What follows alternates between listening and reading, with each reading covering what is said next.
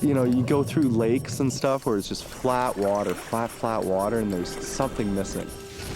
Go into an ocean and automatically you feel the energy, like it's not stagnant, it's dynamic. Especially when you're duck diving through a wave, you just feel the wave coming over you and you're just punching through it, and you just feel you're just totally in the energy. And I think why surfers are kind of viewed as spiritual creatures, I guess, is because if you think about it, you look at the whole world, there's all this water and all this land, and everywhere they meet, there's power right there because all these waves are hitting the shore. And I think surfers really have tapped into that. It can keep someone alive in the worst time of their lives. It can do incredible stuff, this wave of love. And it's this that's surfing to me. The ocean and the surfing has taught me the most. The ocean is so powerful and it's also so gentle. And it knows exactly how to touch people.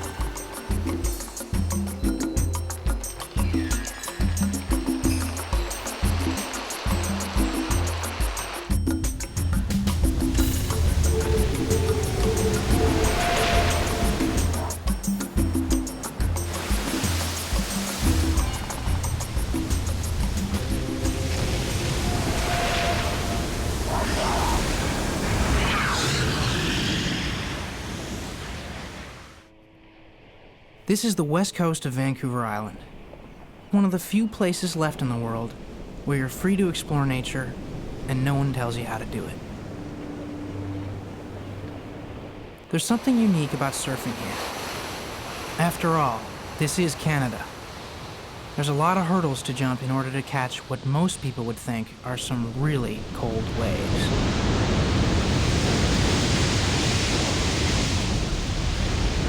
I always thought, Vancouver Island, there's no way, When they asked me to come, I was really happy to come because I've never been here. And it's always cool to go to new places, but I thought there was no way that I was going to go surfing. But at last place I was, it was like 80 degrees, And I get out here and I hit the water and my feet just froze. And I was like, are you kidding me? It took me like a half an hour running back and forth.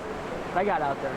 I was like, Strider, look at these kids. They're trunking it right now. They're not even in a wetsuit. Kids are out there butt naked, Chicken, come on out.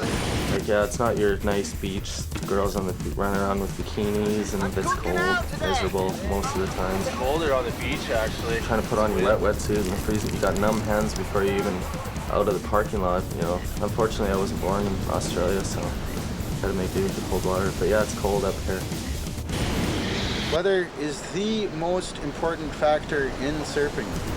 Without weather disturbance, there are no waves. It's hard to surf in cold water when the waves aren't pumping because you're not moving around enough. Your muscles just get all cramped up because they're so cold. Without a hood, you couldn't do it out here. You get those ice cream headaches and those hurt like hell. The frost on this log here, eh? Cold out. Temperatures, well, that's basically what creates waves, is fluctuating atmospheric temperature, creating storms and this and that. And that's what makes waves. Sometimes if you're out there and it's blowing, like 40, 50 and it's hailing, you get that in the face, that hurts too.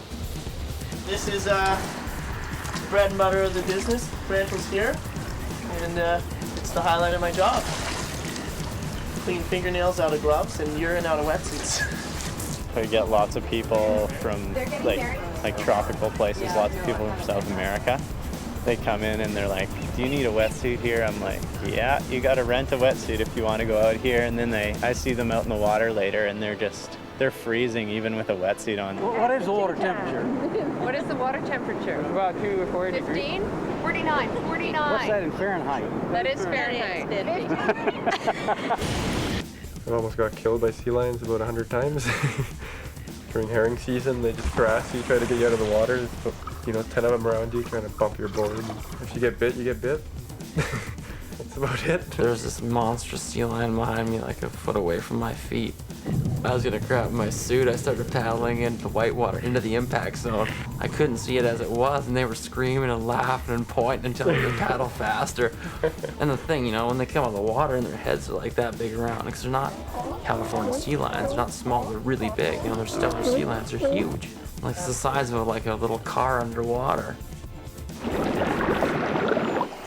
You've got to be pretty stoked to surf in this deadly cold water. Whoa! You get that? Surfers are the same type of person that will push themselves to a point where it becomes physically damaging just to get that feeling. I wouldn't get in an airplane. I'm scared of airplanes. But for me to jump off of something that's 70 or 80 feet into water does not bother me at all.